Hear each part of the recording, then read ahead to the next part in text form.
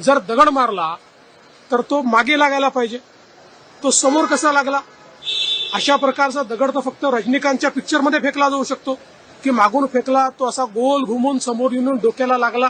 मला असं वाटतं आज पोलीस आयुक्तांनी जी प्रेस कॉन्फरन्स घेतली आणि आयजींनी जी घेतली, मी ती प्रेस कॉन्फरन्स आत्ता बघितलेली आहे.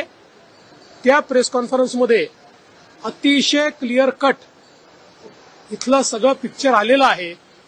आणि आता प्रश्न हे निर्माण झाले आहेत, 10 किलोचा गोटा हा जर विंडशिल्डवर मारला, विंडशिल्ड तुटली का नाही?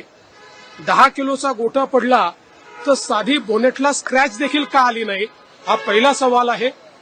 दुसरा, एकच गोटा आतमध्ये दिसलाय, हा गोटा मागची जी काच आहे ती फोडून मारलेला आहे.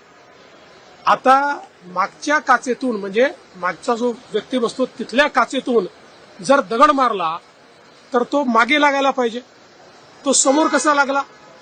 अशा प्रकारचा दगड तर फक्त रजनीकांतच्या पिक्चरमध्ये फेकला जाऊ शकतो की मागून फेकला, तो असा गोल घुमून समोर येऊन डोक्याला लागला. आणि मग एवढा 1 किलोचा दगड लागला तर नुसते ॲब्रेशन्स का आहेत? त्याच्यामध्ये कुठली जखम का दिसत नाही? त्यामुळे हे जे काही आता सगळं समोर आलेलं आहे आणि याचं जे बिग पिक्चर समोर आलं आहे, यातनं एकदम स्पष्ट हे होत आहे की हे सगळं हा सिनेमा तयार करण्यात आला. एबीपी माझा, उघडा डोळे बघा नीट.